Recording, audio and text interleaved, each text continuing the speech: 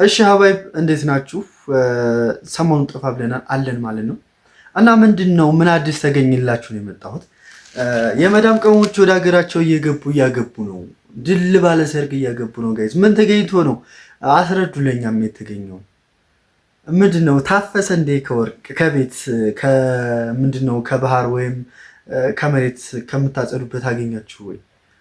እንዲህ ምንድነው ነገሩ ማለት ማግባታችሁ አሪፍ ነው፣ ግን ድል ባለ ሰርግ እንዴት የቤታችሁን ባላቅም ለምን እንዴት እንደዛ ይደረጋል? ምክንያቱም አንድ ጥሎች 80 ሺህ ብር ቢጣልልሽ አንቺ ሁሉንም ወጪ የምታወጪው ቢያንስ ልብስ ነው ቢያለብስሽ ያ 80 ሺህ ብር ማለት ነው። ቀለበት እሱ ቢችል 80 ሺህ ብር ደግሞ ምን ማለት ከፍተኛ ጥሎሽ እስካሁን 80 ሺህ ብር ነው ያለው። በተለይ ለመዳም ቆሞች እንደዚህ የተጋነነ አይደለም። ምክንያቱም ሰርተዋል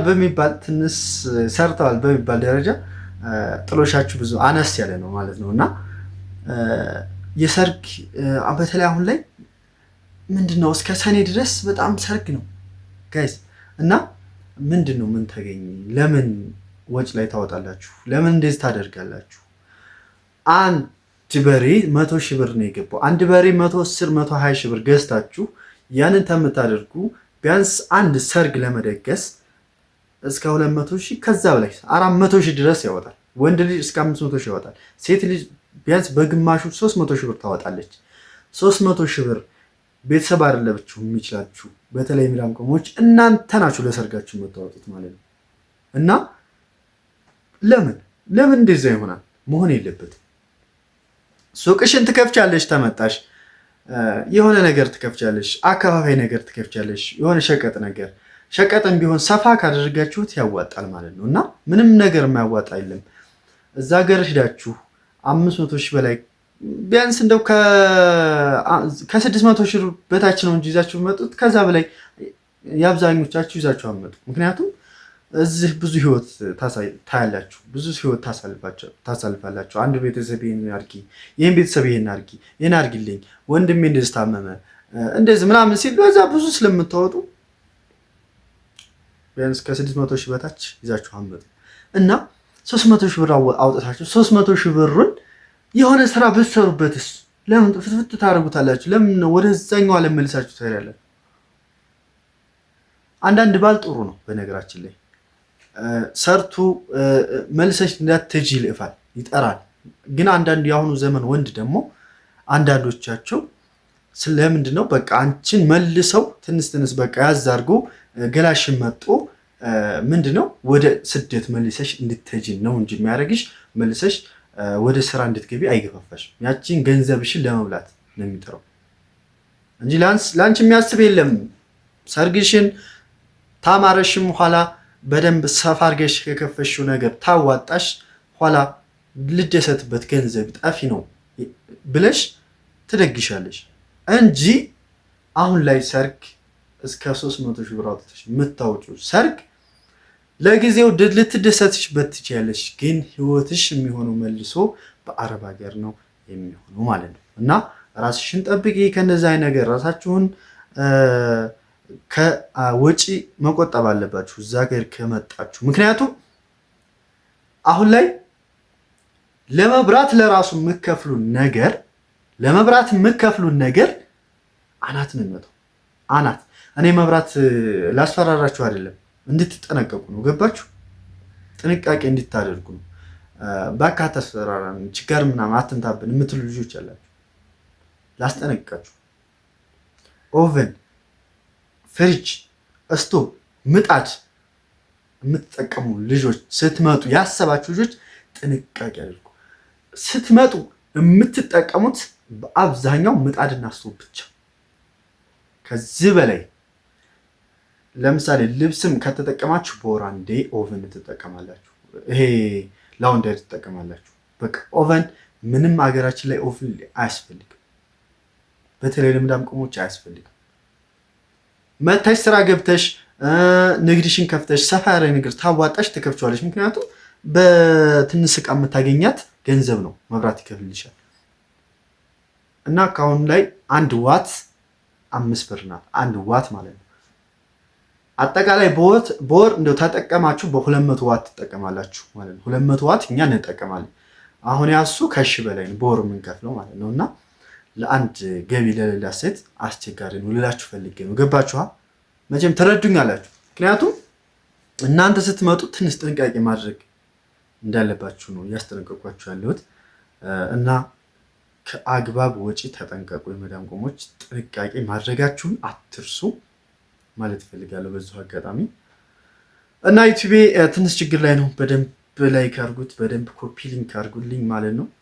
35,000 ሰብስክራይብ እንዳይዘጋብኝ 3 ወር ታገስ ብሎኛል። እየታገስኩ ነው። ለዛ ነው ጋይስ፣ መጥፋትም አልፈለግኩም፣ አልጠፋም ማለት ነው። እና ሰሞኑ ሰርግ ነው ምን ተገኘ ልል ነው የመጣሁት ጋይስ። እና በተለይ አንድ ሰርገኝነት ይጃለሁ ልጓማ አንድ ማለት ነው። እና በቃ እንደዚሁ የመዳም ቅመም ነው የምታገባው። በቃ ሰፊ ነው ሰርጉ፣ ቅውጥ ተደርጓል።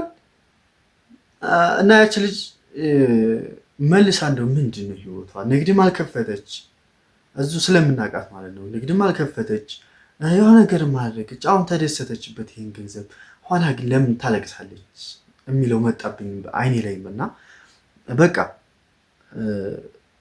ለእናንተ ላጋራ ነው የመጣሁት ይህን ነገር። ቢያንስ ቀለል ያለ ነገር ብታደርጉት ለማለት ነው የፈለግኩት። ቀለል ያለ ስላችሁ ቢያንስ ታወጣችሁ 100 ሺህ ብር አውጥታችሁ እኮ ብዙ ነገር ታደርጉበታላችሁ። እሱ ባል 80 ሺህ ብር ይጥልልሻል፣ ለዛ ነገር ትለባብሻለሽ፣ ወርቅ ይችልልሻል። እሱ ከወጣ እስከ 100 ሺህ ብር ያወጣል። አንቺ ደግሞ ቀለል ያለ ነገር እዚሁ አካባቢሽን ጠርተሽ በቃ እንደሰት ብላችሁ አብራችሁ መደሰት እንጂ ይሄን ያክል ለመኪና ለራሱ 4 መኪና ተከራየና አንድ መኪና 30 ሺህ ብር 50 ሺህ ብር አወጣ ማለት ነው እሱ ራሱ። እና ይሄ ነገር ባይወጣ ትንሽ ሂሳባችን ጎናችንን አውቀን ብናደር ለማለት ፈልጋለሁ። አይዟችሁ፣ በርቱ፣ ጠንክሩ። ላሰባችሁት ነገር አላህ ያሳካላችሁ፣ አላህ ይርዳችሁ ማለት ነው። በተለይ ለመዳም ቅመሞች ይሄ ነገር ይጠቅማችኋል። በደንብ አዳምጡት እና ሀሳብ አስተያየታችሁን ኮመንት ላይ ጻፉልኝ። በቀጣይ ቪዲዮ እንገናኛለን። አላህ ያሰባችሁትን ያሳካላችሁ። ሙሉ አካላችሁን ይዛችሁ እንደወጣችሁ ሙሉ አካላችሁን ይዛችሁ ግቡ። ምክንያቱም አንድ ነገር በቃ ከሁሉም ነገር ጤና ይቀርማልና ጤናችሁን አደራ። ከጤናችሁ በላይ ምንም የለም። ከታመማችሁም አይደርስባችሁ እንጂ ከታመማችሁም ወደ ሀገራችሁ ምትሆኑ ከእናንተ በላይ ምንም ሊሆን አይችልም። አንዳንዶቻችሁ ገንዘባችሁን እየቋጠራችሁ እግራችሁ ያብጣል፣ የሆነ ነገር ትሆናላችሁ። በቃ ገንዘቤ እንደዚህ ይጠፋብኛል ብላችሁ የምታስቡ ልጆች ለራሳችሁም ሳትሆኑ ለቤተሰቦቻችሁም ለልጆቻችሁም ሳትሆኑ ባህር ላይ እንዳትቀሩ እና ወደ ሀገራችሁ ምትሆኑ ግቡ። ብዙ ልጆች እዚህ እኔ ጋር እየመጡ ታመናል። ብዙ ልጆች መቼም የእርዳታ ነገር ሰርቻለሁ።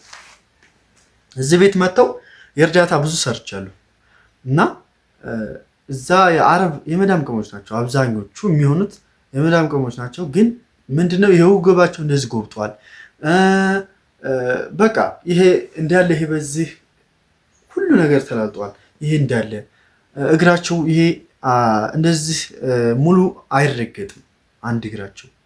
ምክንያቱም አብዛኛው በመቆም አንዷን እግሯን እያስተራረፈች አንዷን እግሯን ስተምታራረፍ በቃ ይደክማታል። አንድ የመዳም ቅመሞች ይህንን ለመስራት ብዙ ነገር ያዳግታል እና ብቻ ልፋታችሁን አላህ ይቁጠርላችሁ ማለት ነው ፈልገው።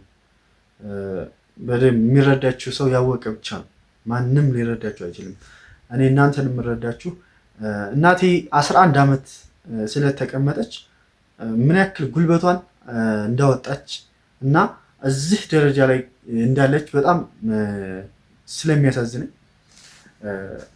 ለእናንተ በጣም አስባለሁ። ምክንያቱም እናቴ 11 ዓመት ተቀምጣ በዛ ሰዓት ሰው ኑሯት ቢሆን እኔ ህፃን ነኝ፣ አሁን ነው ትንሽ ነብስ ያወቅኩት እና የዛን ሰዓት ሰው ኑሯት ቢሆን ምን በደረሰች የት በደረሰች ነው ያልኩት።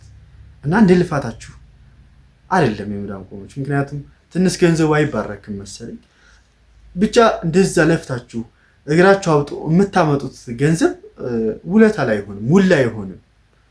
ብቻ አላህ ልፋታችሁን ይቁጠርላችሁ። እሱ ሲያበረክተው እና እሱ አላህ ያበረክትላችሁ ማለት ነው። መልካም ጊዜ፣ መልካም ቆይታ። አመሰግናለሁ። ቀጣይ ቪዲዮ እንገናኛለን። ሼር አድርጉት፣ በደንብ ላይክ አድርጉት። እሺ፣ በደንብ ላይክ አድርጉልኝ። አመሰግናለሁ።